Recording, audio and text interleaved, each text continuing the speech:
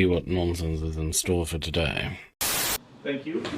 The governor of Illinois has written to President Biden to say the federal government's lack of intervention and coordination at the border has created an untenable situation for Illinois. Does anybody outside of the White House think the immigration policy is working? So here's what I can tell you. I just mentioned that the president requested $4 billion for supplemental funding to address what we're seeing at the border, right? And to manage what is happening currently at the southwest border more specifically. And Republicans continue to block us. They do. They continue to block us. And without Congress, the president has taken action. He's taken action whether it is surging resources to the border. We have removed and returned more than 250,000 people since May 12th, and working with partners and countries across the region to actually deal with this issue. So the president has continued to try to put forth actions and ways to deal with what we're seeing at the border, and Republicans continue to block. Oh my God. Just mentioned moments ago, like 2 weeks ago, they put forth a CR that would take away law enforcement at the border. Different topic. There are some new pictures of Commander Biden biting a staffer again.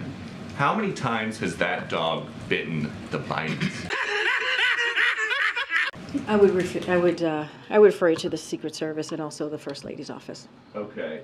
It's the 12th known incident of this dog biting a White House staffer. A lot of times when that happens, there's a lawsuit. Isn't the president worried about getting sued? I would refer you to the Secret Service or the First Lady's office. My last one. Is any part of the West Wing here just loving the fact that Republicans don't appear to be able to govern the one part of the government that they actually control? Nobody's loving anything when we're not able to deliver for the American people. Nobody's loving that. When it is important for Congress to work, not for us, but on behalf of the American people. It is important to make sure that we meet the challenges of the American people. That's what's important. What we saw, and you heard from the president, what we saw on Saturday should have never have happened. We're glad that a deal was made. We're glad that we're not in a shutdown. But House Republicans should have never gotten us that far.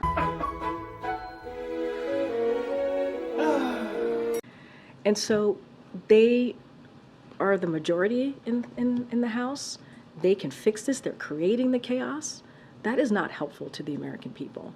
That's why you saw the president today talk about student debt relief and talk about what else he's doing to make sure that we're giving a little bit of breathing room to the American people. That's why you heard from the president yesterday talking about, or our announcement, talking about how we're continuing to beat Big Pharma so we can lower prescription drug costs for the American people. That's what the president cares about. That's what he wants to see. What can we continue to do to help Americans as they face really tough challenges? So this is not, we're not loving it. It is not helpful to any American across the country. In any of the meetings about this in the last 24 hours, has anybody in the West Wing heard anybody talking about the possibility of Speaker Trump?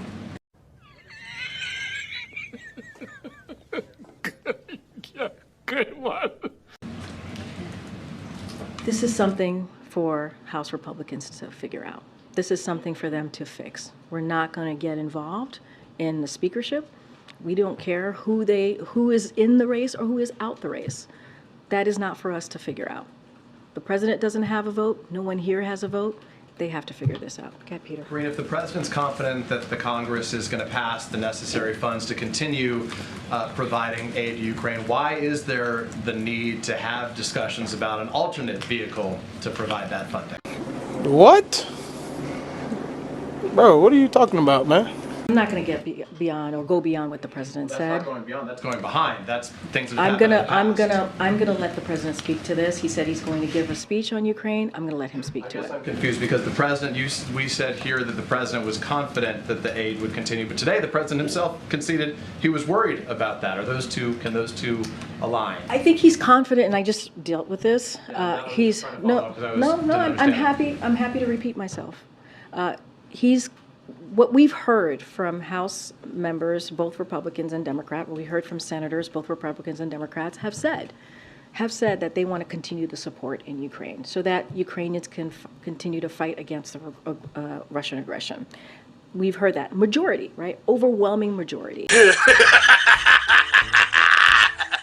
So that still stands, right? That has not gone away. That still stands. That commitment that we have heard publicly from them still stands.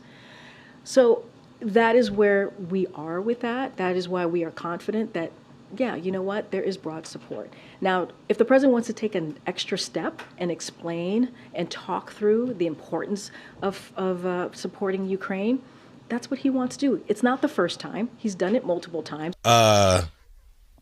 No. Even when we've had continue to have bipartisan He's doing support. it because he's confident, not because he's worried. I'm going to let the president lay out when the time comes as to why he wants to speak to Ukraine.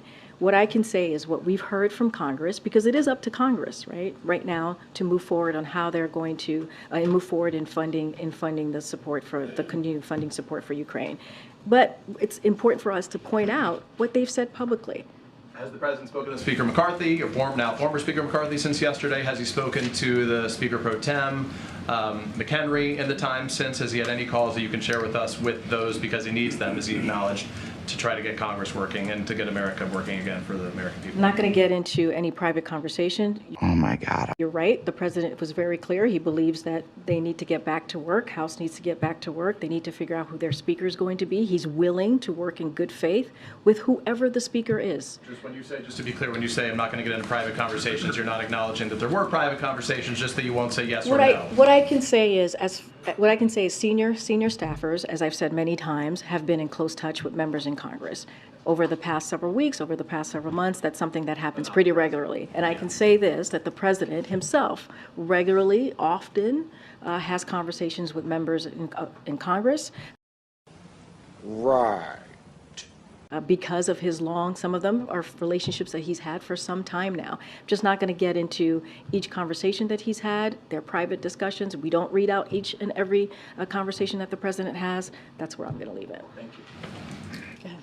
Thank you, Karine. I'm going to follow up on my colleagues' questions about the president's speech. I know you can't talk about the substance of it, but can we understand this as an acknowledgement from the president that he perhaps could be doing better in terms of explaining to the American people why supporting Ukraine is within their best interests, and maybe an acknowledgement that there is waning support from the American public?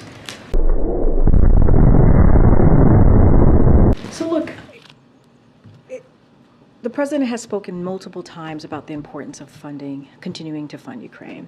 He did it on Monday, he did it on Sunday, he did it today. And he talked about how there's a direct link in supporting Ukraine, continuing that funding, to our own national security.